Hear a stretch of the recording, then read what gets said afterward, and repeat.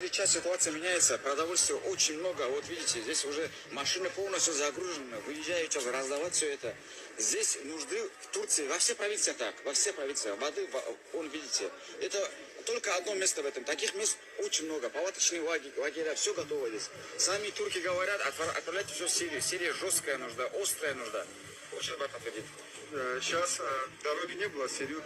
Дорога появилась, гуманитарный коридор открыли. Турцию завалило просто гуманитарной помощью и сами турки, и другие страны.